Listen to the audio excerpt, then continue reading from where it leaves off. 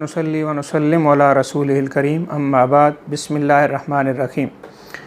ईद की नमाज़ साल के बाद आती है और अक्सर लोग जो हैं वो भूल जाते हैं और वो नमाज के दौरान अपने दाएं बाएं देख रहे होते हैं अपने आँख के गोशों से कि वो मेरे दाएं वाला कैसे पढ़ रहा है और बाएं वाला कैसे पढ़ रहा है। नमाज की जो ईद की नमाज़ है उसकी तरफ तवज्जो नहीं रहती। इंतहाई आसान है वो तरीका।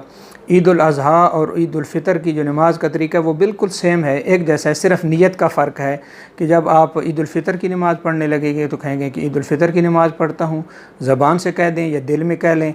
और जब ईद उल अज़हा की नमाज़ पढ़ने लगेंगे तो ईद उल अज़हा का कहेंगे। बस सिर्फ ये नीयत करनी है, बाकी दोनों जो ईदैन हैं उनका तरीका सेम है।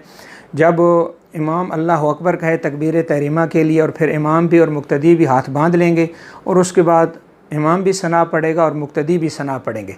सना पढ़ लें वला इलाहा गैरुक तक सना पढ़ लेने के बाद 3 मरतबा इमाम अल्लाह अकबर कहेगा और अल्लाह अकबर कहते हुए हाथों को कानों तक उठा के छोड़ देगा। एक मरतबा भी, फिर दूसरी मरतबा अल्लाह अकबर कह के ऐसे छोड़ देगा, तीसरी मरतबा ऐसे हाथों को कानों तक उठा के फिर बांध लिया जाएगा।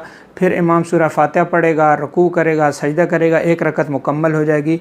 दूसरी रकत के लिए जब इमाम उठेगा तो दूसरी रकत में वो सूरह फातिहा पढ़ेगा, साथ सूरत मिलाएगा और सूरत मिला लेने के बाद जब सूरत इमाम पढ़ लेगा तो उसके बाद 4 मरतबा अल्लाह अकबर कहेगा।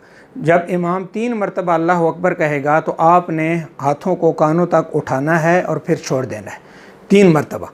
चौथी मरतबा जब इमाम अल्लाह अकबर कहेगा तो फिर आप जो है वो रुकू में चले जाएंगे।